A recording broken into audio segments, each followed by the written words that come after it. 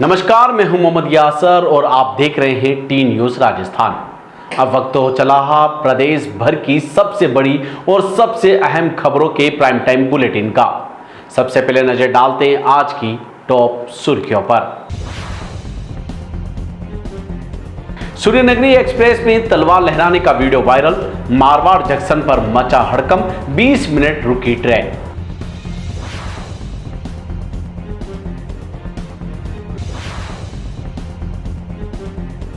Bhiwadi bypass पर फिर टूटी जलभराव रोकने वाली दीवार, भगत सिंह कॉलोनी समेत कई इलाकों में घुसा पानी।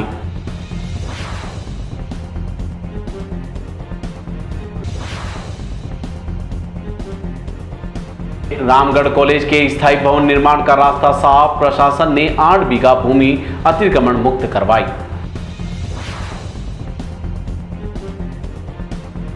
अब समाचार विस्तार से। सूर्यनगरी एक्सप्रेस ट्रेन में यात्रियों द्वारा तलवार लहराने की सूचना से मारवाड़ जंक्शन रेलवे स्टेशन पर हड़कंप मच गया।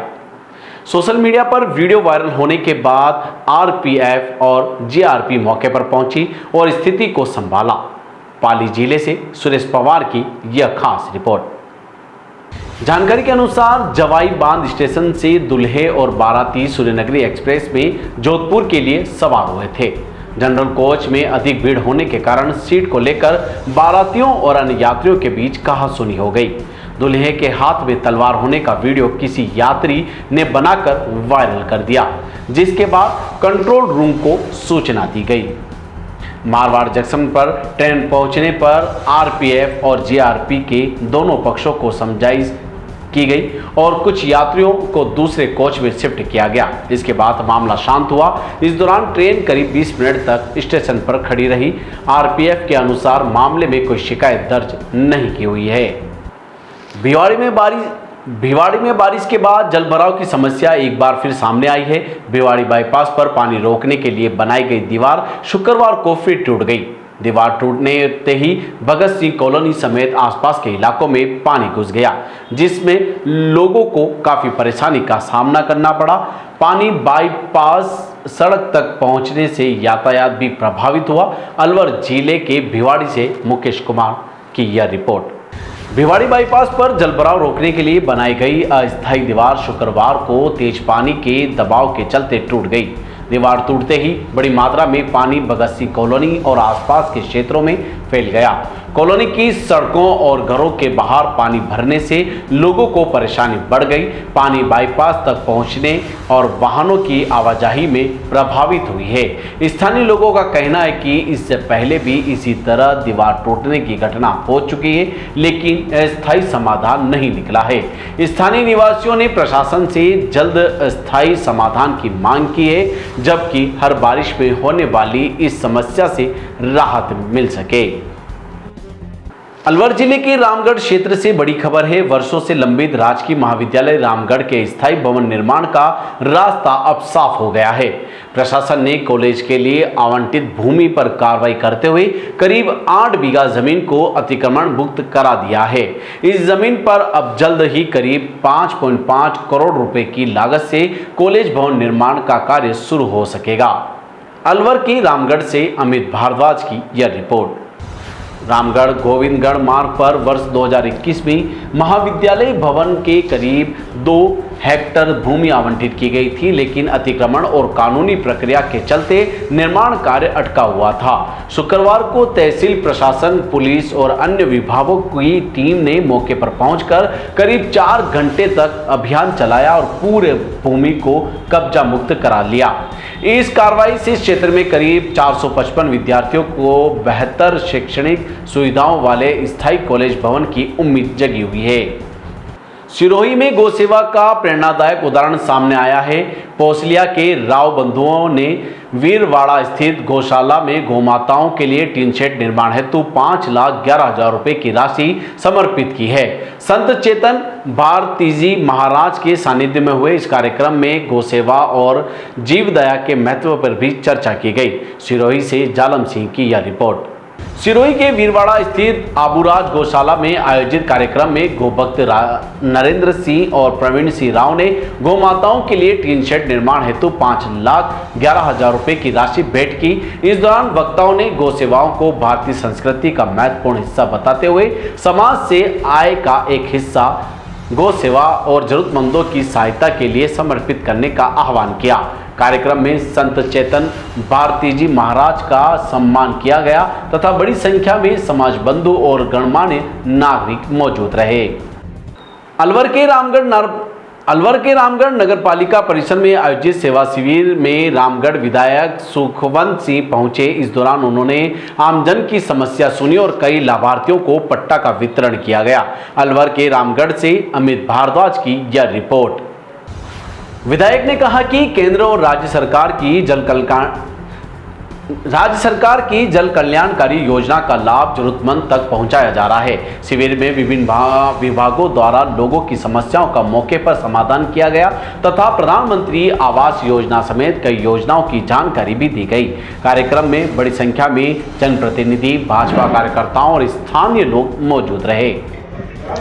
हमारे माननीय मुख्यमंत्री जी के निर्देश पर राजस्थान सरकार द्वारा शहरी सेवा शिविर के नाम से पूरे प्रदेश भर में शिविर लगाए जा रहे हैं, जिससे कि आम जन को उसका लाभ मिल सके। उसी सिलसिले में आज मैं रामगढ़ नगर पालिका में पहुंचा हूं।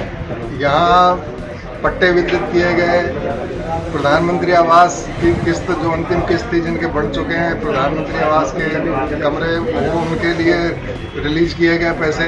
उसके अलावा भी और बहुत सारे जो यहाँ जो लाभार्थी थे उनकी यहाँ मौजूदगी रही। उनकी मौजूदगी में मैंने भी सबको कहा कि सबको तो राज्य सरकार आपको फ़ायदा दे रही है, उसका लाभ लेना चाहिए। जन कल्याणकारी योजनाओं का लाभ सरकार आपको घर बैठे देना चाहती है, सभी आप लें। और सभी ने बढ़ चढ़कर इसमें हिस्सा लिया। सभी पत्रकार बंधु, सभी गांव के नागरिक सभी मौजूद रहे। सबका धन्यवाद।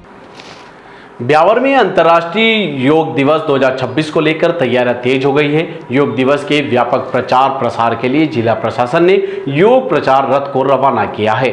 जिला कलेक्टर कमल राम मीणा ने हरी झंडी दिखाकर रथ को जिले भर में जागरूकता अभियान के लिए रवाना किया और लोगों से 21 जून को आयोजित योग कार्यक्रम में बढ़ चढ़कर भाग लेने की अपील की है। ब्यावर जिले से नेमदास वैष्णव की यह रिपोर्ट। जिला कलेक्टर कार्यालय परिसर से रवाना हुआ यह योग प्रचार रथ जिले के विभिन्न क्षेत्रों में पहुंचकर योग के प्रति जागरूकता फैलाएगा। इस दौरान योग दिवस का पोस्टर भी जारी किया गया। अधिकारियों ने बताया कि 21 जून को होने वाले अंतर्राष्ट्रीय योग दिवस समारोह को सफल बनाने के लिए प्रशासन द्वारा व्यापक तैयारियां की जा रही है और आम जन को योग अपनाने के लिए प्रेरित किया जा रहा है। कार्यक्रम में प्रशासनिक अधिकारियों, योग संगठनों, स्वयंसेवी संस्थाओं और विभिन्न विभागों के प्रतिनिधियों ने भाग लिया। जैसा कि आप सभी को विदित है, 21 जून को योगा दिवस बड़े पैमाने पर पूरे देश में मनाया जा रहा है और ब्यावर की जनता से मेरा अनुरोध है और प्रचार प्रसार के लिए आज यहाँ जिला मुख्यालय से हमने एक ऑटो टिपर रवाना किया है।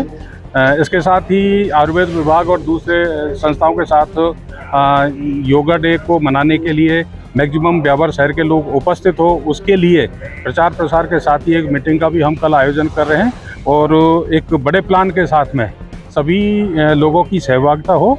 उस शिविर में सभी लोग आएँ और माननीय प्रधानमंत्री जी के आह्वान पर जो पूरे देश में योगा शिविर आयोजित किए जा रहे हैं, उसी की कड़ी में आज प्रचार प्रसार की शुरुआत हुई है। 21 तारीख को मेरा अनुरोध है ब्यावर शहर के सभी नागरिकों से उस कार्यक्रम में आप लोग सभी उपस्थित हों। जोधपुर में बजरंग दल द्वारा आयोजित होने वाली बाबा बूढ़ा अमरनाथ यात्रा 2026 को लेकर तैयारियां तेज हो गई है। यात्रा के पोस्टर और पंजीयन बारकोड का विमोचन किया गया। इस दौरान बजरंग दल के राष्ट्रीय संयोजक किशन प्रजापत ने कहा कि यह यात्रा केवल धार्मिक नहीं बल्कि कश्मीर के हिंदू समाज में सुरक्षा, आत्मविश्वास और राष्ट्रीय एकता का भाव मजबूत करने का सशक्त माध्यम है। 15 अगस्त को जोधपुर के यात्रा रवाना होगी। जोधपुर से अंकित पुरोहित की यह रिपोर्ट। प्रेस वार्ता में किशन प्रजापत ने बताया कि बाबा बूढ़ा अमरनाथ यात्रा वर्षों से जम्मू कश्मीर के सीमावर्ती क्षेत्रों में रहने वाले हिंदू समाज के मन में सुरक्षा और अपनत्व का भाव जागृत कर रही है। उन्होंने कहा कि देश भर से आने वाले श्रद्धालु और बजरंग दल कार्यकर्ताओं स्थानीय लोगों का यह संदेश देते हैं कि पूरा देश उनके साथ खड़ा है। इस अवसर पर विश्व हिंदू परिषद के प्रांत उपाध्यक्ष मानाराम बिश्नोई और प्रांत संयोजक विक्रम परिहार ने भी यात्रा का महत्व पर प्रकाश डाला। यात्रा में बाबा बूढ़ा अमरनाथ के दर्शन के साथ माता वैष्णो देवी, शिव खोड़ी सहित अन्य प्रमुख धार्मिक स्थलों के दर्शन भी कराए जाएंगे। आयोजकों ने अधिक से अधिक श्रद्धालुओं से यात्रा में शामिल होकर राष्ट्र और धर्म के प्रति अपनी आस्था व्यक्त करने का आह्वान किया। अगर पुंछ तक जो 8% दर्शन हिंदू समाज है, उनकी सुरक्षा की दृष्टि को देखते हुए पलायन न करे, उनका मनोबल बढ़े, इसलिए वो यात्रा प्रारंभ की है और पिछले 20 वर्षों से यात्रा निरंतर चल रही है। 21वीं यात्रा इस बार 16 अगस्त से 27 अगस्त के बीच में चलने वाली है। 16 अगस्त को जम्मू में यात्री निवास में भगवती नगर, वहाँ पर उस यात्रा का उद्घाटन होगा। 17 अगस्त को यात्रा पहला जत्था के रूप में जाएगी और 25 अगस्त को अंतिम जत्था जाएगा। 27 अगस्त को यात्रा संपूर्ण हो जाएगी। बारां जिले के मांगरोल तहसील के ईश्वरपुरा ग्राम पंचायत मुख्यालय पर शुक्रवार को ग्रामीण सेवा शिविर का आयोजन किया गया। शिविर में विभिन्न मांगों द्वारा आमजन को सरकारी योजनाओं का लाभ पहुंचाया गया। इस दौरान किसानों ने पार्वती मुख्य नहर की मुड़िया माइनर पर अतिक्रमण और अवरोध हटाने की मांग को लेकर प्रशासन को ज्ञापन भी सौंपा। बारां जिले के मांगरोल से जयप्रकाश शर्मा की यह रिपोर्ट। शिविर में 10 अभ्यर्थियों को आवासीय पट्टे, 3 जॉब कार्ड, टीबी मरीजों को पोषण किट तथा राजस्व विभाग की ओर से रास्तों के निस्तारण और नामांतरण सहित कई कार्य किए गए हैं। पशुपालन विभाग ने पशु बीमा क्लेम के मामलों का भी निस्तारण किया। वहीं किसानों ने मुड़िया माइनर के अवरोध के कारण सिंचाई व्यवस्था प्रभावित होने और खेतों में जलभराव की आशंका जताते हुए माइनर को पक्का करवाने और अतिक्रमण हटाने की मांग की है। शिविर में प्रशासनिक अधिकारियों, जनप्रतिनिधियों और बड़ी संख्या में ग्रामीण मौजूद रहे। शिविर के अंतर्गत ग्रामीण सेवा शिविर सभी पंचायतों में लग रहा है। 15 जुलाई तक है ये प्रोग्राम। आज ईश्वरपुरा पंचायत में है। इसमें 22 डिपार्टमेंट के लगभग 90 के करीब कार्य है जो जनता उनका लाभ ले सकती है। चिकित्सा, स्वास्थ्य, बिजली, पानी, पीडब्ल्यूडी, पंचायती राज, रेवेन्यू, सारे डिपार्टमेंट लगभग यहाँ पर कवर है। और इनके अलावा भी अगर जनता की कोई शिकायतें रहती है। अभी तक कितने निस्तारण हो चुके हैं? अभी आज कितना है अपने पास? 10 तो पट्टे अपने तैयार कर दिया। 10 जनों को आज पट्टे जारी करने, मतलब जारी कर दिया, उनको अभी बांट देंगे। और 2 जनों को अभी 40-40 हज़ार का पशु बीमा, उनके भैंस की मृत्यु हो चुकी तो पशु बीमा का क्लेम मिला उन्हें। और उसके अलावा अभी शाम 4:30 बजे तक पूरी प्रगति पता चलेगी किस डिपार्टमेंट। पाली जिले के मारवाड़ जंक्शन क्षेत्र में एक युवक पर जानलेवा हमले का मामला सामने आया है। आखावास मोड़ दुदोड़ मार्ग पर 8 से 10 लोगों ने युवक को घेरकर लाठियों और सरियों से हमला कर गंभीर रूप से घायल कर दिया। घायल में प्राथमिक उपचार के बाद पाली रेफर किया गया। पुलिस ने मामला दर्ज कर जांच शुरू कर दी है। पाली जिले से सुरेश पवार की यह रिपोर्ट। घटना आखावास गांव के पास की है, जहां सोजत रोड निवासी रमेश भाट सड़क किनारे बाइक खड़ी कर विश्राम कर रहा था। इस दौरान पिकअप से सवार होकर आए हमलावरों ने उस पर हमला कर दिया। जान बचाने के लिए रमेश करीब 300 मीटर दूर जंगल की ओर भागा, लेकिन आरोपियों ने पीछा कर उसे फिर घेर लिया और मारपीट की। ग्रामीणों के मौके पर पहुंचने पर हमलावर फरार हो गए। पुलिस ने घटनास्थल से लाठियां और अन्य सामान जब्त कर आरोपियों की तलाश शुरू कर दी है। भरतपुर जिले के बयाना के निकटवर्ती गांव सिकंदरा में नवनिर्मित मंदिर की प्राण प्रतिष्ठा और श्री मां भागवत कथा के शुभारंभ पर महिलाओं की भव्य कलश यात्रा निकाली गई। बैंड बाजों और भजन कीर्तन के साथ निकली यात्रा का जगह जगह स्वागत किया गया। भरतपुर जिले से राजीव जाला ने की यह रिपोर्ट। महिलाएं सिर पर कलश धारण कर भक्ति गीत गाते हुए चल रही थी। वहीं बैंड दल धार्मिक धुनों से माहौल को भक्तिमय बना रहा था। यात्रा की बड़ी संख्या में श्रद्धालु शामिल हुए। यह आयोजन विजय अग्रवाल और पवन अग्रवाल परिवार की ओर से किया गया। आयोजकों के अनुसार नवनिर्मित मंदिर में शुरू हुई भागवत कथा का समापन 26 जून को हवन यज्ञ, विशाल भंडारे और प्रसादी वितरण के साथ होगा।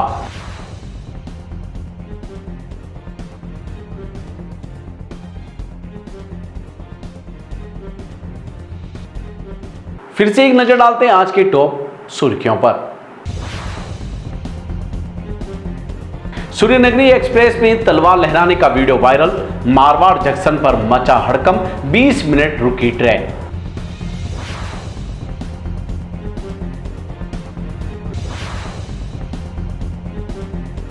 भिवाड़ी बाईपास पर फिर टूटी जलभराव रोकने वाली दीवार, भगत सिंह कॉलोनी समेत कई इलाकों में घुसा पानी।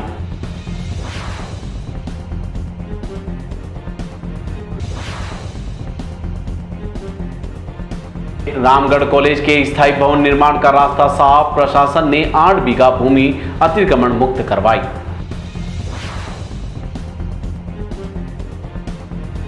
तो ये थी आज की प्रदेश भर की बड़ी और अहम खबरें। लगातार अपडेट और तेज खबरों के लिए जुड़े रहिए प्राइम टाइम बुलेटिन के साथ। आज की बुलेटिन में फिर इतना ही, फिर मिलेंगे नई खबरों के साथ। नमस्कार।